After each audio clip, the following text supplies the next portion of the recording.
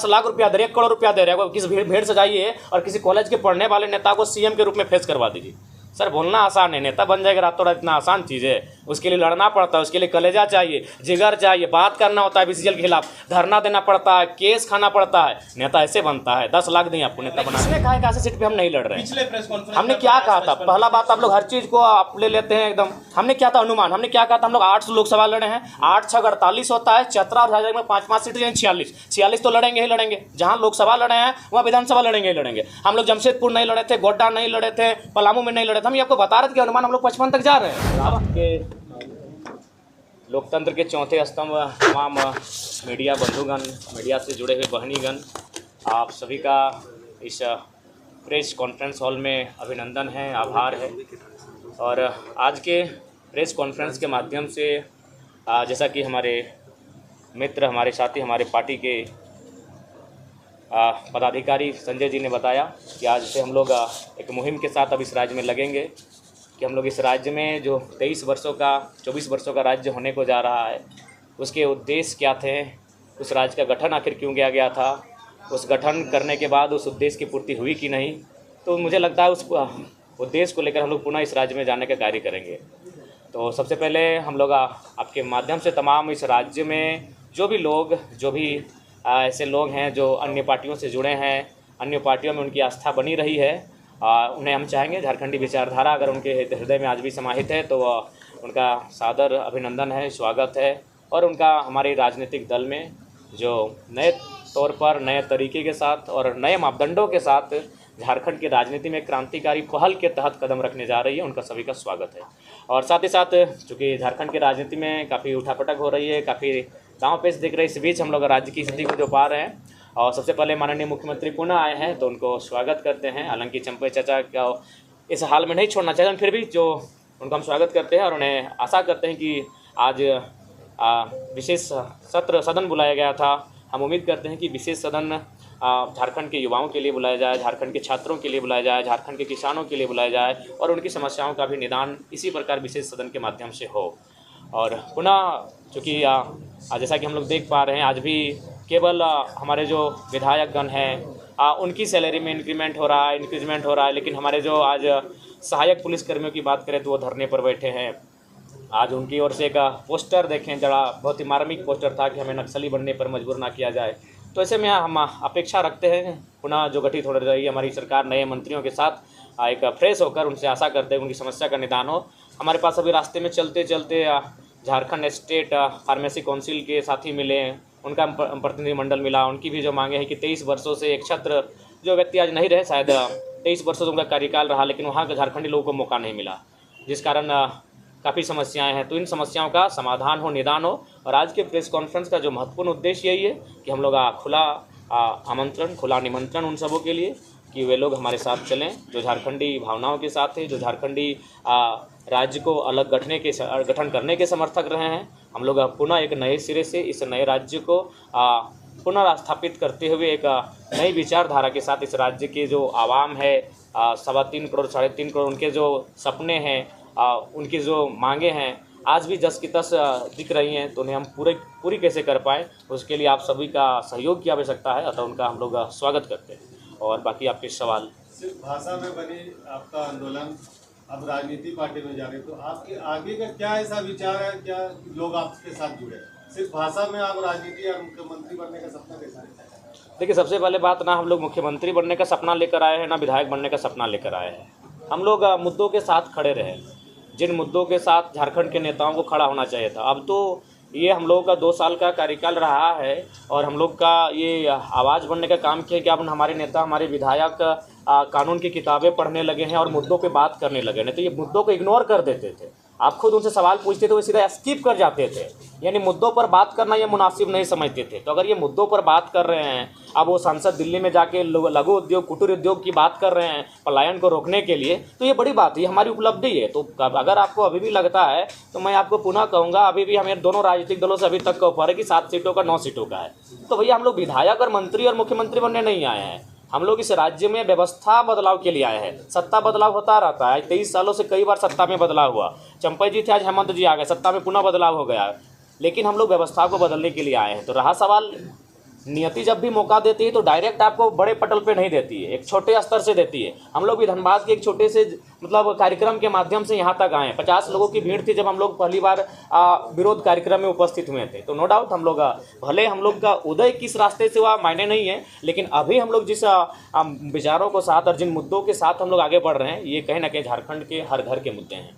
महत्वपूर्ण कौन से मुद्दे होंगे आने वाले? देखिए, महत्वपूर्ण मुद्दे मैं बार बार कह रहा हूँ, महत्वपूर्ण मुद्दे बहुत सारे होंगे, महत्वपूर्ण मुद्दे एक नहीं है। और झारखंड विविधताओं का राज्य, आप स्पष्ट जानिए। आप किसी भी राज्य को अगर आप पढ़ने जाएंगे, उस राज्य को अगर अध्ययन करने जाएंगे, तो अनुसूची 9 का अगर अध्ययन करेंगे तो सभी राज्यों का अपना भूमि का जो कानून एक ही है। लेकिन आप अगर झारखंड की बात करेंगे तो आपका संथाल में संथाल परगना टेनेंसी एक्ट मिलेगा, आपका छोटा नागपुर में छोटा नागपुर टेनेंसी एक्ट मिलेगा, और फिर कोल्हान में आपका विल्किंसन रूल मिलेगा। तो झारखंड विविधताओं का राज्य है, तो यहाँ मुद्दे भी विभिन्न हैं, विविधताओं में हमारे मुद्दे भी हैं। तो उन सारे मुद्दों को एक जगह इंक्लूड करते हुए, एक निचोड़ निकालते हुए, उन तमाम मुद्दों को हम लोग बिंदुवार करते हुए विधानसभा के चुनाव में हम लोग आएंगे। शहरी क्षेत्र के भी कई मुद्दे हैं। जी, मुद्दे हर जगह हैं, मुद्दे हर घर में हैं, शहर में भी हैं। उन शहर के मुद्दों के साथ भी हम लोग खड़े पाएंगे अपने आप को। लोकसभा चुनाव के परफॉर्मेंस को देख करके ऐसा प्रतीत होता है कि आने वाले विधानसभा चुनाव में आपकी उपस्थिति किसी दूसरे पार्टी को फायदा पहुंचा सकती है? नहीं, हम लोग तीसरे विकल्प के तौर पे आ रहे हैं। हम लोग किसी को फ़ायदा पहुंचाने के लिए नहीं आए और किसी को नुकसान पहुंचाने के लिए नहीं आए हैं। हम लोग अपना एक इमेज बनाए हैं। और मैंने तो स्पष्ट कहा कि देखिए, इससे पहले जो वोटिंग होता था इंडिया और एनडीए, तो आज भी अगर आप रांची की ही बात कर लीजिए, रांची के जो भी 2 प्रत्याशी हैं, नाम ही ले लेता हूँ, संजय सेठ जी। ईमानदारी से अगर कितने लोग हैं जो उनको मतलब चाहते हैं कि वो एज ए सांसद रिप्रेजेंट करें। लोगों ने इसलिए वोट दिया क्योंकि भारतीय जनता पार्टी से आए थे। जो सहाय जी की बेटी है, कौन लोग हैं भाई जो मैंने, एक तो सहाय जी को 20 साल नेतृत्व का अवसर दिया, अब उनकी बेटी जो किसी कार्यक्रम में उपस्थित नहीं हुए, जो धूप कंकर मैंने धूप बारिश को ये वो मैंने झेली नहीं है, जो झारखंड के लोगों की भावना को, भाषा को नहीं ठीक से समझ पाती हैं, जो कहाँ रही हैं, कितने लोग हैं, तो मजबूरी में वोट करते हैं। हमने उस मजबूरी को मजबूती का नाम दिया है। तो इसीलिए अगर आप भी अगर सोच रहे हैं ऐसा कि हम किसी को फ़ायदा, किसी को घाटा पहुंचाने हैं, बिल्कुल नहीं। हम मजबूरी से जो लोग वोट करते थे, उस वोट को मजबूती से तब्दील करने आए कि आपको हम तीसरा विकल्प दे रहे हैं। ईडीडी के छापों का कुछ मुद्दा है कि छात्र नेता और राजनेता बन गए हमारे साथ में। नहीं, हम लोग उनके साथ हैं, हम लोग हमेशा साथ हैं। हमने तो कल भी बयान दिया था, आज भी दे रहे हैं और कल भी देंगे कि अगर हमें अवसर मिलेगा तो मुद्दों को सदन में रखेंगे, और वहाँ अगर अवसर नहीं मिला तो सड़क में है आपके लिए, सड़क में बैठे हैं आपके लिए। एफआईआरों में हमारी कोई कमी नहीं आई है। लोकसभा चुनाव लड़ते लड़ते 4 एफआईआर मैंने हमारे ऊपर हुआ है। तो हम लोग कब मुद्दों से भागे हैं और कब उनके मुद्दों से हम लोग अपने आप को दूर किए हैं? नहीं जी, इसके बाद हम तो सुबह ही जाने वाले थे, वो स्वयं नहीं थे अपने धरना स्थल पर। आंदोलन की शुरुआत में कई आपके ऐसे साथी थे जो साथ में थे, जिन्होंने शुरुआत से आपका साथ दिया है, लेकिन बहुत से ऐसे लोग हैं जो आपके साथ नहीं हैं। देखिए, ऐसा आंदोलन के शुरुआत से, देखिए पहला बात, कोई साथ देने के लिए नहीं आए थे। सब कोई आए थे कि जब हम आंदोलन में आएंगे, लोगों के बीच आएंगे, लोगों के बीच हमारी पहचान बनेगी, हम लोग चुनाव लड़ेंगे। तो सब अपने अपने मोनोपोली लेकर आए थे।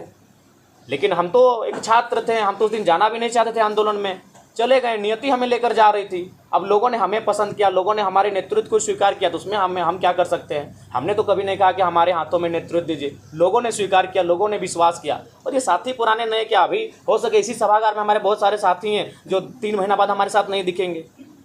जो साफ जो कहना है वो साफ कहेंगे। शुरू से ही आंदोलनों के पीछे आपकी राजनीतिक महत्वाकांक्षा? नहीं, बिल्कुल नहीं। अगर आप हैं तो प्रमाणित कीजिए। हमने तो कभी राजनीतिक महत्वाकांक्षा नहीं। अच्छा, अगर है तो हम आपको, चलिए हम आपको 10 लाख रुपया देते हैं, आप एक नेता बना दीजिए। तो 10 लाख रुपया दे रहे, 1 करोड़ रुपया दे रहे हैं, किसी भीड़ से जाइए और किसी कॉलेज के पढ़ने वाले नेता को सीएम के रूप में फेस करवा दीजिए। सर, बोलना आसान है, नेता बन जाएगा रातों रात, इतना आसान चीज़ है? उसके लिए लड़ना पड़ता है, उसके लिए कलेजा चाहिए, जिगर चाहिए, बात करना होता है बीसीएल के खिलाफ, धरना देना पड़ता है, केस खाना पड़ता है। नेता ऐसे बनता है। 10 लाख दें आपको, नेता बना दीजिए। जयराम जी, आप 50-55 सीट पर आगामी विधानसभा चुनाव में लड़ने वाले हैं। ऐसे में अगर चुनाव में अगर किसी भी पार्टी को बहुमत नहीं आती है, तब जेबीकेएसएस किस और मुड़ सकता है? देखिए, ये रायशुमारी ली जाएगी, क्योंकि आप पूरे 81 सीट पे तो लड़ नहीं रहे हैं। नहीं, किसने कहा 81 सीट पे हम नहीं लड़ रहे हैं? पिछले प्रेस कॉन्फ्रेंस हमने क्या कहा था? पहला बात, आप लोग हर चीज़ को आप ले लेते हैं एकदम। हमने क्या था अनुमान? हमने क्या कहा था? हम लोग 8 लोकसभा लड़े हैं, 8 6 48 होता है, चतरा और झारखंड में 5-5 सीटें, यानी 46 तो लड़ेंगे ही लड़ेंगे। जहाँ लोकसभा लड़े हैं वहाँ विधानसभा लड़ेंगे ही लड़ेंगे। हम लोग जमशेदपुर नहीं लड़े थे, गोड्डा नहीं लड़े थे, पलामू में नहीं लड़े थे। हम ये आपको बता रहे थे कि अनुमान हम लोग 55 तक जा रहे हैं। अब हमने ये कहा था कि अनुमान, तो अगर समय बीतता जाएगा, हम लोग आगे बढ़ते जाएंगे, 81 को टच करेंगे, उसमें क्या हर्ज है। और कोई सवाल? जयराम जी, अगर आपको किंग मेकर बनने की का मौका मिलता है तो वैचारिक तौर पर आप किसके नज़दीक होंगे, एनडीए या इंडिया? देखिए, हमें लगता है उस समय रायशुमारी ही होगी, वैचारिक रूप किसी का नहीं होता है। पहला बात है कि जो पार्टी होती है ना, पार्टी निर्जीव होती है। वर्तमान उस समय पार्टी को चलाने वाले नेता उसको जीवित रखते हैं। तो आज अगर मान के चलिए हेमंत के हाथों में जेएमएम की बागडोर है, कल किसी और के हाथों में, जैसे बीजेपी की जो बागडोर जिनके हाथों में, अभी भी मान के चलिए, देखिए जब बीजेपी को लोग याद करते हैं अटल जी को और मोदी से तुलना करते हैं, तो अटल जी को कहते हैं कि नहीं वो सबको लेकर चलने वाले लोग थे, इस तरह का उनके साथ माहौल नहीं था, यही पार्टी थी, इसी पार्टी के नेता थे। तो पार्टी निर्जीव है, उस पार्टी के नेता उस पार्टी को जीवंत करते हैं। तो उस समय अगर किसी भी पार्टी में अगर विचारधारा मिलने वाले लोग आएंगे, अगर वे आगे आकर अगुवाई करेंगे, तो हम लोग बैठेंगे, बैठने में कोई आपत्ति नहीं है। व्यक्तिगत विचारधारा मैटर करेगा, नेताओं का, जी नेताओं का बिल्कुल। व्यक्तिगत। पार्टी की कोई विचारधारा नहीं होती है, पार्टी की विचारधारा को नेता ही जीवित करते हैं, पार्टी की विचारधारा किताबों में रह जाती है। ठीक है, तो मैं ये चाहता हूँ कि जो आज हमारे साथ संगठन में ज्वाइन किए हैं संतोष महतो